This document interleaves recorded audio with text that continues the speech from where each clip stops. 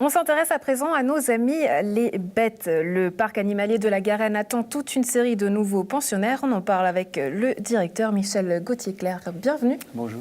Bonjour, merci d'être avec nous. Et face à vous, on a aussi un membre du comité de Pro Natura. Merci également d'être avec nous. On va commencer avec vous, Michel Gauthier-Clerc. Qui seront ces nouveaux pensionnaires au parc de la Garenne ? Donc, dès le mois d'avril, on va accueillir des loutres. Donc là, le chantier est encore en cours, mais tout va être prêt en fait pour les vacances de Pâques.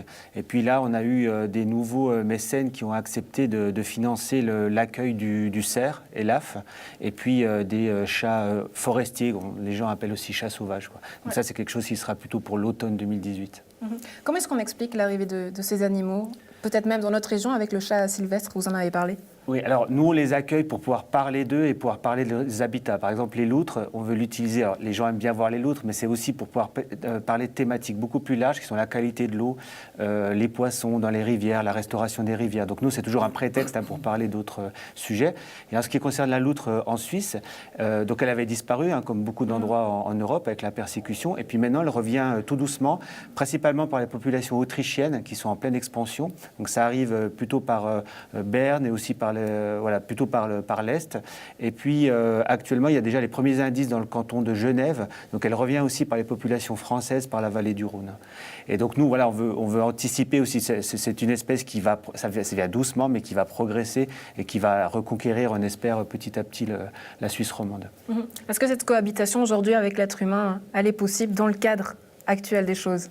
Alors, je ne vais pas dire elle doit être possible, mais il faut qu'elle soit possible. C'est-à-dire c'est le retour d'espèces. Si vous voulez, on est passé par un point zéro qui était à la fin du 19e et début du 20e siècle, où je dis nous, enfin voilà, les humains, ou voilà, les grands-parents, les arrière-grands-parents quand même avaient un petit peu tout exterminé, notamment, on n'avait plus de castors, on n'avait plus de loutres. Le cerf aussi avait disparu de Suisse, faut le savoir.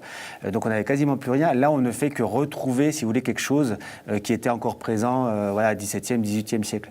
Le problème maintenant, je dirais que ces espèces reviennent dans un environnement qui est très urbanisé ou très anthropisé, et maintenant il faut arriver à concilier avec les activités. Voilà. Donc le cerf, évidemment, les forestiers ne sont pas toujours très contents, la loutre, les pêcheurs ne sont pas très contents, le loup, les éleveurs. Voilà. Donc il faut arriver à concilier, il ne faut pas nier les problèmes, mais il faut qu'on arrive à concilier tout ça. Et cette reproduction n'est pas facile. Vous avez le cas d'ailleurs au zoo avec le gypaète Hélios, je prononce juste. Oui. Pourquoi cette reproduction, elle est difficile ? Alors gypaète barbu, donc là on participe au programme de réintroduction depuis plusieurs dizaines d'années. Et puis on a un nouveau mâle qu'on nous a confié, parce que notre vieux mâle qui avait 47 ans est décédé, puis il y a ce nouveau mâle. Et ça n'avait jamais marché, il était au Puy du Fou auparavant. Le réseau nous l'a confié parce qu'on a notre femelle qui est connue pour être très performante. Elle a déjà eu 13 petits. Et l'année dernière, ça n'a pas marché, donc les œufs étaient stériles. Et là, je vous dirais qu'on va voir ce qui se passe. Bon, elle a pondu l'œuf, mais on n'est pas très optimiste parce qu'il a un problème, il n'arrive pas à s'accoupler. Voilà, tout simplement, donc il y a cette problématique-là. Donc le réseau veut qu'on essaye encore avec ce mâle-là, et puis si ça ne marche pas, ils essaieront de nous confier à ce moment-là un autre mâle, quoi. Parce qu'ils ont besoin de beaucoup de poussins, en fait, parce que le programme de réintroduction, maintenant, se fait en Espagne. Ils veulent aussi aller vers les Balkans. On va parler d'un autre animal avec vous, Florian Meyer, et c'est l'hermine, puisqu'elle a été élue animal de l'année 2018 par Pro Natura. Pourquoi ? Alors, le lien est tout trouvé avec ce qui vient d'être dit concernant les loutres en particulier, puisque l'hermine est un animal sauvage qui fait partie de la faune européenne et qui appartient à la même famille des mustélidés. Et s'il a été choisi, c'est qu'il a évidemment une biologie très différente de celle de la loutre. Il y a plusieurs mustélidés qui vivent près de chez nous. Vous savez, on dit souvent ils voient des belettes. Les gens qui sont un peu... on se dit, oui, ils racontent un tas de choses, ils voient des belettes, parce qu'effectivement, les belettes, c'est-à-dire l'espèce cousine de l'hermine, qui est plus petite encore en taille, et donc aussi encore plus discrète, et qui ne devient pas blanche en hiver, on l'observe pas très souvent. Et quand on la voit, pardon, je vous coupe, mais on n'est souvent pas très content. On pense notamment qu'elle va nous ronger les câbles de la voiture. Il y a cette idée en arrière-plan. Alors justement, vous faites là allusion à un autre mustélidé qui est la fouine. qui, elle, peut visiter effectivement et occuper les greniers, les endroits où vivent les humains aussi.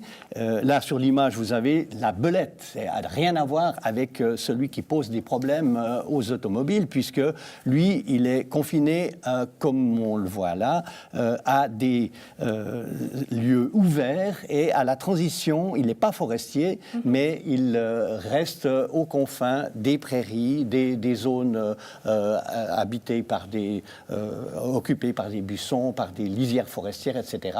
Et ce qu'il lui faut, et pourquoi le ProNatura a choisi cet animal comme emblème, c'est qu'il lui faut ce qu'on appelle des petites structures. Qu'est-ce que c'est que des petites structures? C'est des endroits où cet animal peut se cacher.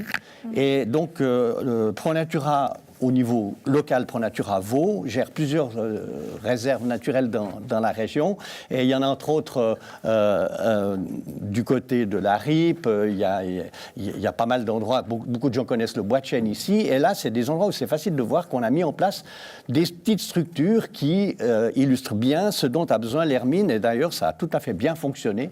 On a fait ce qu'on appelle des murgiers, des tas de pierres. Vous craignez sa disparition. Donc comment on fait justement pour que ce qu'on craint, ça ne se passe c'est pas que la structuration du paysage agricole se banalise. C'est-à-dire que vous avez des champs, c'est les règles de l'efficacité qui dominent et qui font qu'on fait disparaître du paysage justement ces petites structures, les lisières un peu incurviées, les transitions entre la prairie et la forêt sous forme de buissons et de zones herbeuses qui restent non fauchées longtemps, etc. Tout ça, c'est des endroits qui sont favorables à l'hermine. Michel Gauthier-Clair, pardon, est-ce qu'on pourrait voir l'hermine à la Garenne? Alors non, on l'a pas. Alors, on l'a très très rarement. Alors, vous savez, on fait centre de soins aussi pour les animaux sauvages. On l'a très rarement en soins, une fois tous les 3 ou 4 ans. Et c'est vrai que c'est pas une espèce qu'on pourrait avoir, qu'on puisse pas relâcher. On a plus souvent des fouines, parce que souvent les gens vont trouver des jeunes fouines. On a toutes pu les relâcher pour l'instant.